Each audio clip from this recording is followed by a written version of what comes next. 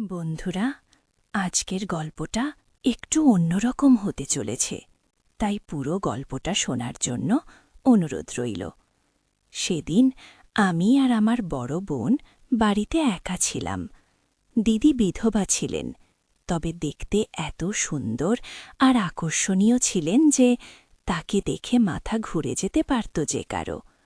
স্নান সেরে বাইরে এলেন তিনি, আর তখন তাকে দেখে আমি যেন নিজের হুঁশ হারিয়ে ফেললাম। দিদি তখনও যৌবনের রঙে ভরা ধরছিলেন, আর তার উপস্থিতি আমার উপর গভীর ছাপ ফেলেছিল। কিছু সময় পর সেই সময় আমার ভাবি মনীষার প্রসবের দিন ঘনিয়ে এসেছিল, আর মা তার সঙ্গে হাসপাতালে গিয়েছিলেন। যাওয়ার সময় মা অনেক জিনিসপত্র সঙ্গে নিয়ে গিয়েছিলেন। মা বলে গিয়েছিলেন তাকে অন্তত ৩-৪ দিন হাসপাতালে থাকতে হবে। এটা ভেবে আমার মনটা খুশিতে ভরে উঠেছিল, কারণ এখন আমি বাড়িতে একা থেকে নিজের মর্জি মতো সময় কাটাতে পারব। তখন আমার বয়স ছিল ২০। একটা টকবকে যুবক ছিলাম। এই বয়সের ছেলেরা তো সবাই নিজের ইচ্ছে মতো জীবন চালাতে চায়। আমিও তাই ভাবছিলাম, এবার থেকে যা খুশি তাই করতে পারব। কিন্তু আমার মাথায় এটা একদমই আসেনি যে এমন একটা সুযোগ আমার সামনে চলে আসবে যেটা আমি স্বপ্নেও কল্পনা করিনি। এত অল্প বয়সে কোনো নারীর সঙ্গে একান্তে সময় কাটানো, তাও আবার এমন নির্জনতার মধ্যে, এটা আমার কাছে একটা বিরাট ব্যাপার ছিল। মা দুপুরের দিকে গিয়েছিলেন, আর মাত্র ১ ঘণ্টা কেটেছিল যখন বাড়ির দরজায় কানাডার শব্দ হল। দুপুরবেলায় বাইরে থেকে কেউ আসবে, এটা ভেবে আমি একটু অবাক হয়ে গেলাম। মা তো বাড়িতে নেই, তাহলে কে এলো? একটু ভেবে চিনতে দরজার কাছে গেলাম, আর দেখে বড় বোন কবিতা দাঁড়িয়ে আছে। লাল শাড়িতে তাকে অপরূপ সুন্দর লাগছিল। তার ভেজো চুল থেকে পানি ঝরছিল, যেটা তার সৌন্দর্যকে আরও বাড়িয়ে তুলছিল। তাকে দেখে আমার বুকের ভেতর ধুকধুক শুরু হয়ে গেল। মনে হচ্ছিল তাকে জড়িয়ে ধরি, কিন্তু তা তো আর করতে পারি না, কারণ এতদিন আমার আর কবিতা দিদির মধ্যে তেমন কোনো ঘনিষ্ঠতা ছিল না।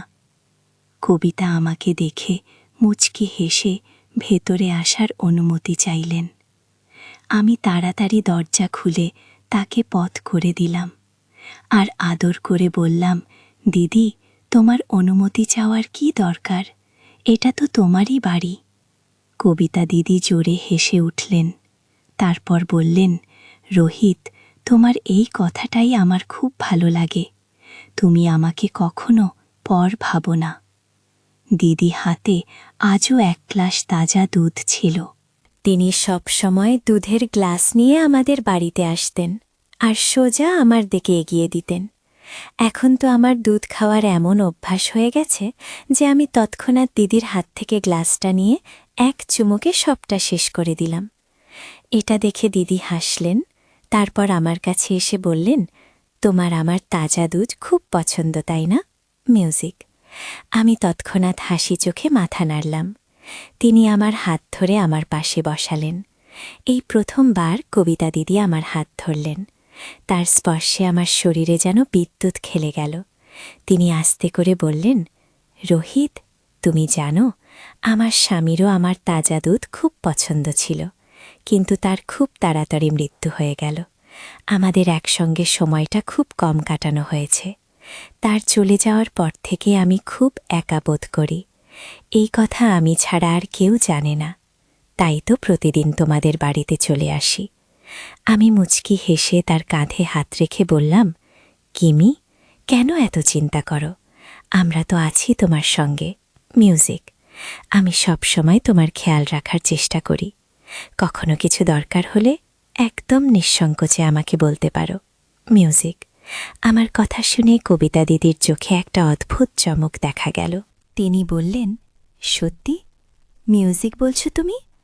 আমার সব কথা মানবে? আমি জোরে জোরে মাথা নাড়লাম। তিনি আস্তে করে আমার কানের কাছে এসে ফেসফেস করে বললেন, আমি তোমার সঙ্গে শুতে চাই। তুমি কি আমাকে সেখানে নিয়ে যাবে? কবিতা দিদির মুখ থেকে এমন কথা শুনে আমার মুখটা লজ্জায় লাল হয়ে গেল। আমি তখন মাত্র 20 বছরের ছেলে। প্রথমবার কোনো নারী আমার এত কাছে এসেছে। শোবার ঘরে যাবার কথা শুনে আমি আরও লজ্জায় পড়ে গেলাম। মিউজিক। তিনি আমার চোখের দিকে তাকিয়ে বললেন, কি হলো? তুমি কি আমার কথা রাখবে না? তার কথার ধরন এত মায়াবী ছিল যে আমি নিজেকে আর থামাতে পারলাম না। হয়তো এটা আমার বয়সের দোষ ছিল, নয়তো সেই অনুভূতিগুলো যেগুলো অনেক দিন ধরে আমার মনে চাপা পড়েছিল। আর আমি দিদির হাত ধরলাম, আর কিছু না ভেবেই তাকে আমার ঘরে নিয়ে গেলাম। তিনি চুপচাপ, মিউজিক, ওড়না একপাশে রেখে আমার বিছানায় শুয়ে পড়লেন। সত্যি বলতে কবিতা দিদির কাছ থেকে এমন মিউজিক আচরণ আমি একদম আশা করিনি। তিনি আমাদের বাড়িতে এসেছেন মাত্র 1 মাস হয়েছে। এর আগে কখনো আমাদের মধ্যে এমন কোনো কথা হয়নি। আজ হঠাৎ করেই তিনি আমার বিছানায় এসে শুয়ে পড়লেন, আর আমিও তার সঙ্গে বিছানায় চলে গেলাম। কবিতা দিদি আমার কান ধরে মুচকি হেসে বললেন, তুমি তো বেশ দুষ্ট ছেলে। আমি তার দিকে হাত বাড়ানোর আগেই তিনি এমন কিছু করলেন যে আমার হুঁশ উড়ে গেল। আমি অবাক হয়ে জিজ্ঞেস করলাম, এটা কি করছেন আপনি? তিনি হেসে বললেন, এটাও তো ভালোবাসার একটা ধরন। তিনি আমার পায়ের কাছে বসলেন, আর তারপরের 4 ঘণ্টা যা কিছু করলেন সেটা আমি জীবনে কখনো ভুলব না। মনে হচ্ছিল কবিতা দিদি যেন খুব অভিজ্ঞ নারী, এসব তার কাছে নতুন কিছু নয়। অপুর কৃপায় হঠাৎ আমার মনে পড়ে গেল যে কিছুক্ষণ আগে আমি তার দাওরকে তার বাড়ি থেকে বেরোতে দেখেছিলাম, আর এই মুহূর্তে যেই অবস্থায় তিনি দরজায় দাঁড়িয়েছিলেন সেটা ছিল একটা চমকে দেওয়া মুহূর্ত। মিউজিক। আমি ভাবতে শুরু করলাম যে কবিতা দিদি কি তার দাওরের সঙ্গেও এমন করে? সবাই তার সম্পর্কে একই কথা বলত, তার দাওরের সঙ্গেও নাকি তার সম্পর্ক আছে। মিউজিক। আর কিছুক্ষণ পর আমার সব প্রশ্নের জবাব মিলে গেল, যখন কবিতা দিদি টানা 4 ঘণ্টা আমার সঙ্গে সেই সব করলেন। কবিতা দিদি একজন সুগঠিত সুন্দরী আর যৌবনবতী নারী ছিলেন। তার শরীরের গরম ছিল আকর্ষণীয়।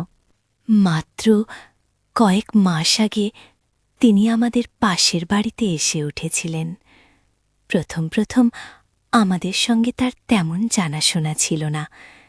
একদিন তিনি তাজা দুধ নিয়ে আমাদের বাড়িতে এলেন, আর মায়ের সঙ্গে নিজের পরিচয় মিশিয়ে দিলেন। তখন জানতে পারলাম তিনি একজন বিধবা নারী, একা থাকেন। তার সঙ্গে কেউ ছিল না, শুধু তার দেওয়ার ছাড়া, যে মাঝে মধ্যে তার সঙ্গে দেখা করতে আসত। কবিতা দিদি বলেছিলেন তার খরচও তার দেওয়ারই চালায়। তিনি শুধু নরম স্বভাবেরই ছিলেন না, ভালোবাসতে জানা একজন নারীও ছিলেন। যেদিন কবিতা দিদি প্রথমবার আমাদের বাড়িতে তাজা দুধ নিয়ে এলেন, আমি তাড়াতাড়ি সেই দুধটা খেয়ে ফেললাম, কারণ তার হাতে তৈরি তাজা দুধ আমার খুব পছন্দ ছিল। দুধটা এতটাই সুস্বাদু ছিল যে কবিতা দিদি যখন তৈরি করে আনতেন তাতে আমারও কিছুটা ভাগ বসাতে ইচ্ছা করত। আমার এই পছন্দ দেখে তিনি বললেন, আমি যখনই আসব তোমার জন্য এই দুধ অবশ্যই নিয়ে আসব। তারপর থেকে তার আর আমার মায়ের মধ্যে এমন একটা বন্ধুত্ব গড়ে উঠল যে তিনি প্রতিদিন দুপুরে আমাদের বাড়িতে আসতে শুরু করেন। তিনি একটা মানুষ ছিলেন, মায়ের সঙ্গে নিজের সুখ দুঃখের কথা ভাগ করে নিতেন। মা ও কবিতা দিদির সঙ্গে বাড়ির সব কথা খুলে বলতেন। এতে করে তাদের বন্ধুত্বটা আরও গভীর হয়ে যায়, আর এই বন্ধুত্বের সুবিধাটা আমি পেতে শুরু করলাম। মিউজিক আমার এখন শুধু কবিতা দিদির আনা তাজা দুধই খেতাম, আর সারাক্ষণ তার দিকে তাকিয়ে থাকতাম, কারণ কবিতা দিদি আমার খুব পছন্দ হয়ে গিয়েছিল। এই বয়সের ছেলেরা এমন নারীরা খুব আকর্ষণ করে, আর কবিতা দিদির ব্যক্তিত্ব ঠিক তেমনই ছিল। আস্তে আস্তে কবিতা দিদি ছোটখাটো কাজের জন্য আমাকে ডাকতে শুরু করলেন। কোনো কাজ থাকলেই তিনি আমাকে ডাক দিতেন, আর আমি দৌড়ে তার কাছে চলে যেতাম। তার জিনিসপত্র, সবজি কেনার কাজ সব আমার জিম্মায় চলে এসেছিল। মা বলতেন, কবিতা, বিধবা মানুষ, তার সাহায্য করা আমাদের কর্তব্য। বাবা কয়েকবার বলেছিলেন, অচেনা মেয়ে মানুষের কাছে ছেলেকে এভাবে পাঠানো ঠিক না। পাড়ায় কি কথা উঠবে? কিছু উল্টোপাল্টো হয়ে গেলে কি হবে? কিন্তু মা বাবার কথায় কান দিতেন না। তিনি বলতেন, কবিতার সাহায্য করতেই হবে আমাদের। এরপর থেকেই কবিতা দিদি প্রতিদিন আমাদের বাড়িতে আসতে লাগলেন, আর আমিও প্রতিদিন তাজা দুধ খেতে পেলাম। মাঝে মধ্যে মা তাকে বারণও করতেন, রোজ রোজ দুধ আনতে হবে না, এতে রোহিতের অভ্যেস খারাপ হয়ে যাচ্ছে। কিন্তু কবিতা দিদি হেসে বলতেন, রোহিত কি আমার পর?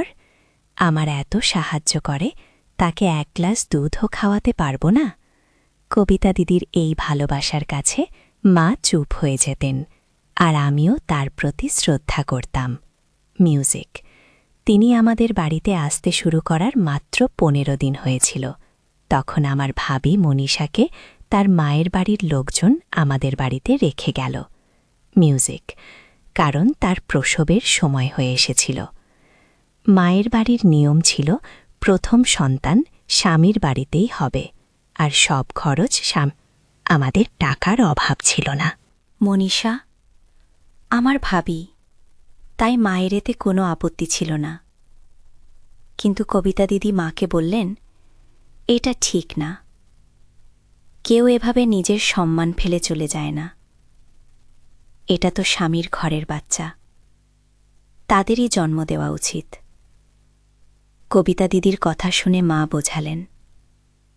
তাই আমার প্ল্যানের সবচেয়ে গুরুত্বপূর্ণ জিনিস, অচেতন করার ওষুধ জোগাড় করতে শহরে চলে গেলাম। ওদিকে রিনা মাকে বলে গেলাম, কিছু বই আনতে শহরে যাচ্ছি, ফিরতে রাত হতে পারে। অচেতন করার ওষুধ জোগাড় সহজ ব্যাপার নয়। তাই আমি এক সিনিয়র মেডিকেল ছাত্রের সাহায্যে নিজের মেডিকেল ছাত্রের পরিচয় দিয়ে অনেক কষ্টে ওষুধটা জোগাড় করলাম, যা দিয়ে কোনো ব্যক্তিকে প্রায় 5 ঘন্টা এমনভাবে অচেতন করে রাখা যায় যে কিছুই টের পাবে না। যাই হোক, ওষুধ জোগাড় করে বাড়ি ফিরতে ফিরতে রাত হয়ে গেল। তাই রাতের বেলা রিনামার বাড়ি খেতে গিয়ে তাকে জিজ্ঞাসা করলাম, ব্যথা কেমন? তিনি আগের মতো জবাব দিলেন না। ওষুধে কোনো উপকার হয়নি। আমি জবাবে বললাম, আজ রাতটা দেখি, না হলে কাল অপারেশন করতেই হবে। যা শুনে রিনামার মুখটা কেমন ভীত গম্ভীর হয়ে গেল। রিনামা যে অপারেশনকে ভয় পাচ্ছে তা বুঝতে পারলাম। তাই আমি তাকে বুঝালাম, রিনামা, ভয়ের কোনো কারণ নেই, ছোট্ট অপারেশন, তোমায় ব্যথা হবে না। রিনামা আপুর কথায় কিছুটা আশ্বস্ত হলেও আবার জিজ্ঞেস করলেন, অরুণ, অপারেশন কি খুব জরুরি? আমি বললাম, হ্যাঁ, না হলে ইনফেকশনের ভয় থাকবে।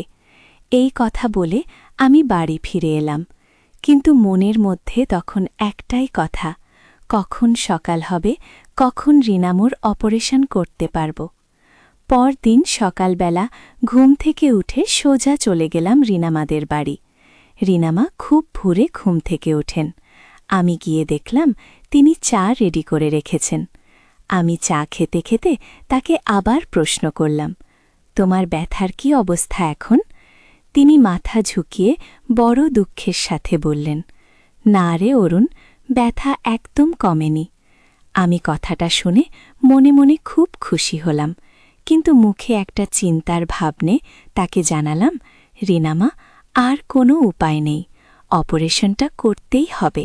যা শুনে তিনি আবারও চিন্তিত হয়ে বললেন, অরুণ, আর কিছুদিন দেখলে হয় না? সবে তো মাত্র একদিন ওষুধ খেলাম। আমি সঙ্গে সঙ্গে তাকে থামিয়ে দিয়ে বললাম, না রিনামা, তোমার যা রোগ তা ওষুধে সারবে না মনে হচ্ছে। তবুও আমি একবার চেষ্টা করলাম, কিন্তু এরপরে অপারেশন না করলে বিপদ হতে পারে।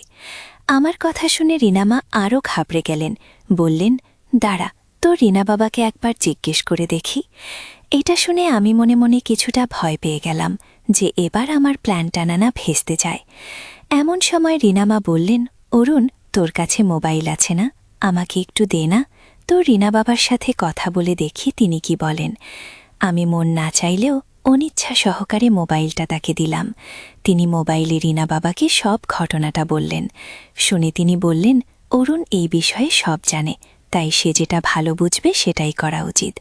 আর ও যদি বলে অপারেশন করা জরুরি, তাহলে তা করিয়ে নেওয়া ভালো। রিনা বাবার সাথে কথা বলে রিনামা এবার যেন অনেকটা হালকা হলেন। আর আমি মনে মনে খুব খুশি হলাম, কারণ আজ রিনা বাবার পারমিশন নিয়ে আমি রিনামার চিকিৎসা করব। রিনামা জিজ্ঞেস করলেন, অরুণ, তাহলে কখন করবি? আমি কিছুটা ডাক্তারি ঝেড়ে বললাম, তুমি সকাল 10টার দিকে পেট ভরে খেয়ে নেবে আর ভালো মতো স্নান করে নেবে।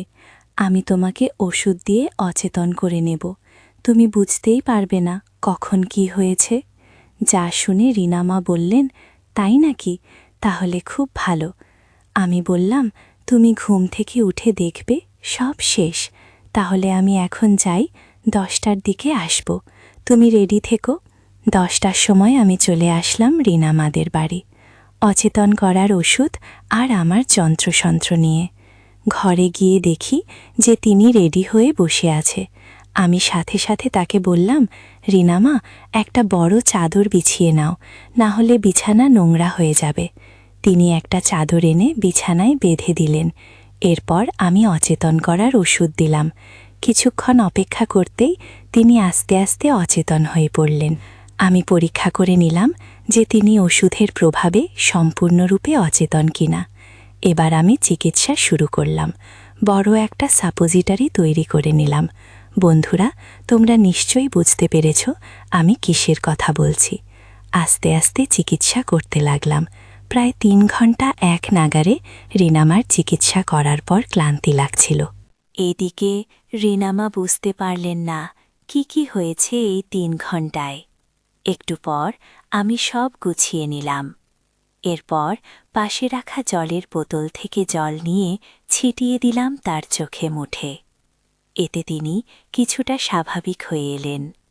কষ্ট করে সামান্য উঠে বসে আমার দিকে তাকিয়ে প্রশ্ন করলেন, অরুণ, আমার একটু ব্যথা হচ্ছে, কি করেছিস তুই? আমি আমতা আমতা করে জবাব দিলাম, অপারেশনের পর ওরকম একাত্ম হয়, 2-1 দিন ওষুধ খেলে ঠিক হয়ে যাবে। তুমি চিন্তা করো না, আমি ওষুধ দিয়ে দেব, 2-1 দিনে সব ঠিক হয়ে যাবে। আর তুমি এখন বেশি নড়াচড়া করো না, একটা বালিশ দিয়ে সোজা হয়ে শুয়ে থাকো, আমি চা করে আনছি। তারপর চলে গেলাম রান্নাঘরে চা বানাতে। মনের অনেকটা আশঙ্কা কেটে গেল যে রিনামা কিছু ধরতে পারেননি। আমার কথা সরল মনে বিশ্বাস করে নিয়েছেন। আমি চা করে নিয়ে গেলাম রিনামার কাছে। তিনি তখন বিছানায় শুয়ে রয়েছেন। আমি তাকে চা খাবার জন্য ডেকে উঠে বসতে বললাম। তিনি অনেক চেষ্টা করে উঠে বসতে পারলেন না। সদ্য চিকিৎসা করেছি তো, তাই একটু ব্যথা হচ্ছে। তারপর রিনামার সাথে চা খেতে খেতে তাকে আরও ভালোভাবে বুঝিয়ে বললাম, যাতে তিনি কোনো রকম সন্দেহ না করেন, তাই তাকে কিছু মিথ্যে গল্প বানিয়ে বললাম। রিনামা, তোমার রোগটা খুব জটিল ছিল, যা তোমাকে আগে জানাইনি, কারণ তুমি ভয় পেয়ে যাবে। আমি তো আছি, সেটা কয়েকদিনের মধ্যে সরিয়ে ফেলব। আর এখন থেকে তুমি যতদিন ঠিক না হয়ে উঠছ, আমি তোমার সাথেই থাকব। এই বলে চা শেষ করে রিনামাকে আবার বিশ্রাম নিতে বলে নিজেও চলে গেলাম রাতের খাবারের ব্যবস্থায়।